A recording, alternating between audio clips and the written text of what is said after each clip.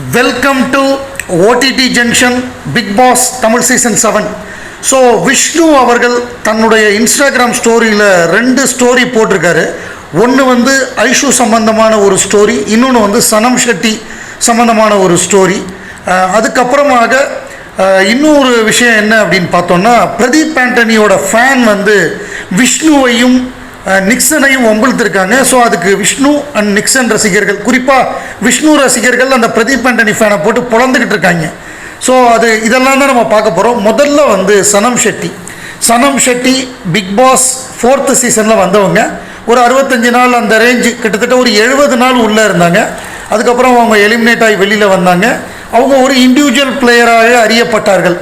ஆரி, அனிதா சம்பத், இவங்க 3 பேரும், சனம் ஷெட்டி 3 பேருமே இண்டிவிஜுவல் பிளேயர்ஸ். மற்றவங்கெல்லாம் அந்த கேங், அன்பு கேங்னு ஒரு கேங் இருந்தது, இன்னொரு பக்கம் பாலாஜி கேங்னு ஒன்று இருந்தது. ஸோ பாலாஜி அவங்கெல்லாம் ஒரு டீமாக இருப்பாங்க. அந்த பக்கம் அன்பு கேங்குங்கிறது வந்து அர்ச்சனா, சீசன் 4ல் அர்ச்சனா இருந்தாங்க. ஸோ அந்த குரூப் அர்ச்சனா, அறந்தாங்கி நிஷா, ரியோராஜ், இவங்கெல்லாம் ஒரு கேங்காக இருப்பாங்க. ஸோ அந்த சீசனில் இருந்தவங்க சனம் ஷெட்டி. அதில் நல்ல பாப்புலாரிட்டி இருந்தது. பட் ஆனால் அவங்க வந்து பிக் பாஸ்லேருந்து வெளியில் வந்ததுக்கப்புறம் அவங்களுக்கு பெரிய பட வாய்ப்புகள்லாம் இல்லை. ஏதோ ஒரு 1-2 வெப்சீரிஸ் ஒன்று பண்ணாங்கன்னு நினைக்கிறேன். எம்எக்ஸ் பிளேயரில் வந்து ஒரு வெப்சீரிஸில் பண்ணாங்க. மற்றபடி பெரிய வாய்ப்பு அவங்களுக்கு கிடைக்கல. ஒரு கட்டத்துக்கு அப்புறம் வாய்ப்பு இல்லாமல் அவங்க என்ன பண்ணாங்க அப்படின்னா, யூடியூப்பில் வந்து பிக் பாஸ் ரிவ்யூவராக மாறினாங்க. அதுவும் இந்த சீசன் 7 தான் ரிவ்யூ பண்ணாங்க. முழுக்க இந்த சீசனை ரிவ்யூ பண்ணாங்க. நீங்கள் பார்த்துருப்பீங்க, விமர்சனம் அப்படிங்கிற பேரில் வந்து அவங்க ரிவ்யூ பண்ணாங்க. சனம் வந்து ரிவ்யூ பண்ணாங்க. அதுக்கப்புறம் அவங்க பார்த்தாங்க, நம்மளே ஒரு யூடியூப் சேனல் ஆரம்பிச்சிடலான்னு சொல்லிட்டு இப்போ யூடியூப் சேனல் ஆரம்பிச்சிருக்காங்க. ஸோ அந்த யூடியூப் சேனலில் வந்து ஒரு மியூசிக் வீடியோ ரிலீஸ் பண்ணியிருக்காங்க. February 14th அவங்களே ஒரு பேரோடு நடித்து February 14th வேலன்ஸ் டேக்காக ப்ளூ அப்படின்னு ஒரு மியூசிக் வீடியோ. ஸோ அந்த மியூசிக் வீடியோ ரிலீஸ் பண்ணுறதுக்காக அவங்க என்ன பண்ணாங்கன்னா, விஷ்ணுக்கிட்ட ஒரு மெசேஜ் அனுப்பிச்சிருக்காங்க.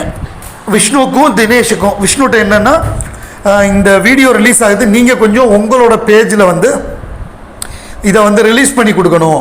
ஸோ இப்போ ஒரு படம் ரிலீஸ் ஆகுது அப்படின்னா, அந்த படத்துடைய ஃபஸ்ட்டு லுக்கு, படத்தோட டீசர், இதெல்லாம் வந்து நிறையா நடிகர்கள் ரிலீஸ் பண்ணி கொடுப்பாங்க, சில டேரக்டர்ஸ் ரிலீஸ் பண்ணி கொடுப்பாங்க. ஸோ அந்த மாதிரி நம்ம பார்க்குறோம். இப்போ லோகேஷ் கனகராஜ் சில படத்தோட டீசரை ரிலீஸ் பண்ணுவார், சிவகார்த்திகேயன் ரிலீஸ் பண்ணுவார், அந்த மாதிரி நிறையா பண்ணி கொடுக்குறாங்க. ஸோ அந்த மாதிரி இவங்க கேட்டிருக்காங்க விஷ்ணுட்டையும் தினேஷ்டையும். ஸோ அவங்க வந்து யாரெல்லாம் டேக் பண்ணணும் எல்லாமே அனுப்பிச்சிட்டாங்க. உங்களுக்கு டைம் இருந்தால் முடிஞ்சால் பண்ணி கொடுங்கன்னு சொன்னாங்களாம். அதனால என்னங்க, சூப்பராக பண்ணி கொடுத்துருவோன்னு சொல்லி அவங்க வந்து ரொம்ப கிராண்டாக வந்து விஷ்ணு பண்ணி கொடுத்தாரு. ஸோ அவங்க விஷ்ணுவுக்கு வந்து பயங்கரமாக நன்றி சொல்லியிருக்காங்க. இந்த மாதிரி பண்ணி கொடுத்ததுக்கு அவங்க என்ன சொல்லியிருக்காங்க அப்படின்னா, அதை தான் நம்ம விஷ்ணு ஷேர் பண்ணியிருக்காரு. அவங்க ஸ்டோரியில் அவங்க சொன்னது தான். அதாவது தேங்க்ஸ் ஃபார் ஷேரிங் அப்படின்னு போட்டுட்டு that's why people love you Vishnu Vijay, you are a very kind soul, God bless யூன்னு போட்டிருக்காங்க. அதை வந்து விஷ்ணு தன்னோட ஸ்டோரியில் ஷேர் பண்ணியிருக்காரு. அதே மாதிரி I am lucky to know genuine person like you Dinesh Gopalsamy, huge thanks for your wishes. So இப்போ இவங்க 2 பேருமே விஷ் பண்ணியிருக்காங்க. தினேஷ் விஜய் வந்து விஷ்ணு வந்து லான்ச் பண்ணி கொடுத்துருக்காரு. கரெக்டாக அவங்களோட இதெல்லாம் போட்டு அதை வந்து பெரிய லெவலில் லான்ச் பண்ணி கொடுத்துருக்காரு. ஸோ அவருக்கு நன்றி. அதே மாதிரி தினேஷ் உங்களை மாதிரி ஒரு ஜென்யூன் ஷோவில் வந்து நான் தெரிஞ்சதுக்கு வந்து எனக்கு ரொம்ப நன்றி, நீங்கள் வந்து ஷேர் பண்ணதுக்கு நன்றி அப்படின்னு சொல்லி இவங்க 2 பேருக்குமே நன்றி தெரிவிச்சிருக்காங்க. விஷ்ணு அதை ஷேர் பண்ணியிருக்காரு. அடுத்ததான் ஐஷு இப்போ கொடுத்துருக்கிற பேட்டியில் வந்து ஒரு பகுதி, அது வீடியோவாக போட்டிருக்காங்க, அதை ஷேர் பண்ணியிருக்காரு விஷ்ணு. அதில் என்னென்னா, உள்ளுக்குள்ளே இருந்தப்பவே எனக்கும் விஷ்ணுவுக்கும் நல்ல பாண்ட் இருந்தது, எனக்கும் அவருக்கும் ஒரு கான்ட்ரவர்சி கூட வரல, இருந்த 42 நாளில் எங்களுக்குள்ளே ஒரு சின்ன சண்டை கூட வரல, ஒரு பிரதர் மாதிரி தான் அவர், எனக்கு அண்ணா மாதிரி தான்.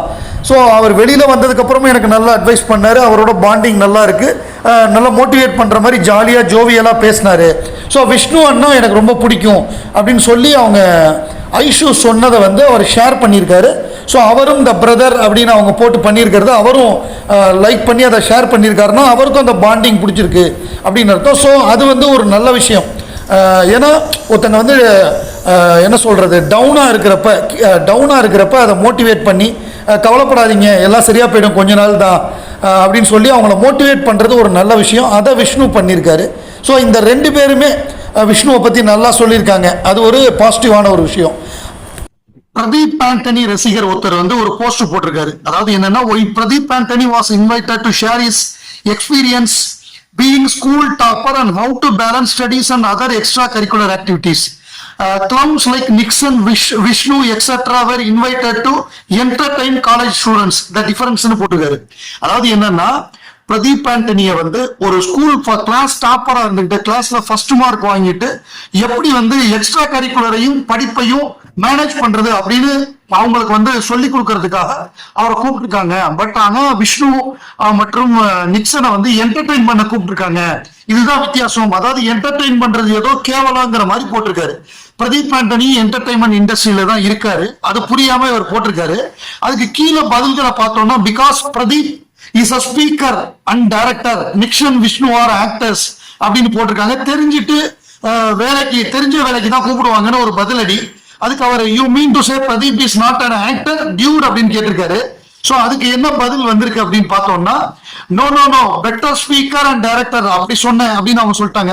He has not directed any films but acted in 3 films and did a very good job. How do you say he is a better director அப்படின்னு கேட்கிறாரு. I think we both are right அப்படின்னு அவங்க சொல்லிட்டாங்க. At least every one are entertainers. Even being a topper, he chose to direct, act, and not to forget, he left a government job. Who spoiled someone's opportunity there and still complains about the society for his own actions. அதாவது பிரதீப் ஆண்டனி வந்து government வேலையை விட்டுட்டு சமுதாயத்தை குற்றம் சாட்டுறாரு அவருடைய முட்டாள்தனத்துக்காக. இன்னொருத்தரோட வாய்ப்பையும் கெடுத்துட்டு அவர் இப்படி பண்றாரு அப்படின்னு ஒரு அடி அடிச்சிருக்காங்க. Sad that a school topper that was also bad influence to fellow student, teaching them bad words and poor standard. நாலாவதுலயே மற்றவங்களுக்கு கெட்ட வார்த்தை கற்றுக் கொடுத்த Pradeep Antony, hope at least now he uses the toilet in public with இப்பயாவது அவர் வந்து toilet கதவை சாத்திட்டு போவார்னு நினைக்கிறேன் அப்படின்னு சொல்லி வெளுக்கிறானுங்க. அப்புறம் don't compare, all R different talents. ஒவ்வொருத்தருக்கும் ஒரு திறமை இருக்கும். ஒரு பாடகரை கூப்பிட்டா அவரை பாடதான் கூப்பிடுவாங்க, மிமிக்ரி பண்றவரை கூப்பிட்டா மிமிக்ரி பண்ணதான் கூப்பிடுவாங்க. எதுக்குடா நிக்சனை வந்து பாட கூப்பிடுறாங்க, விஷ்ணு வந்து எதுக்குடா ஃபன்னா என்டர்டைன்மெண்ட் கூப்பிடுறாங்கன்னா அவங்க என்டர்டைனர்ஸ் அப்படிதான் பண்ணுவாங்க. இப்ப அர்ச்சனா இருக்காங்க, அர்ச்சனா வந்து கிளாஸ் டாப்பராகவும் இருந்திருக்காங்க, ஒரு ஆக்டராகவும் இருக்காங்க, ஒரு நல்ல ட்ரெயின்டு சிங்கராகவும் இருக்காங்க. ஸோ அர்ச்சனா வந்து மல்டிபிள் வெர்சடைல் பர்சனாலிட்டி. அவங்களால பாடவும் முடியும், எப்படி நம்பர் 1 ஸ்டூடெண்டா இருக்கணும்னு சொல்ல முடியும், எப்படி சிறந்த பேச்சாளராக இருக்கணும்னு சொல்ல முடியும், எப்படி ஒரு ஆர்ஜேவா இருக்கணும்னு சொல்ல முடியும், எப்படி ஒரு நல்ல ஆக்டரா இருக்குன்னு சொல்ல முடியும். ஸோ அவங்களுக்கு எல்லா திறமையும் இருக்கு. ஒவ்வொருத்தருக்கும் ஒரு திறமை இருக்கும், அதை வெளிப்படுத்துறாங்க. ஸோ விஷ்ணுவையும் நிக்சனும் என்ன என்டர்டைன்மெண்ட் இண்டஸ்ட்ரியில இருக்கிறதுனால அவங்களை என்டர்டைன்மெண்ட்டுக்கு தான் கூப்பிடுவாங்க. ஸோ அது ஒன்றும் பெரிய தப்பு இல்லையே. அதுல என்ன தப்பு இருக்குன்னு எனக்கு புரியல. ஸ்கூல் டாப்பர் பட் என்ன பிரயோஜனம் brother? No job, no character, just blaming society for his mistake, not taking care of his aunt who sacrifices her life for him.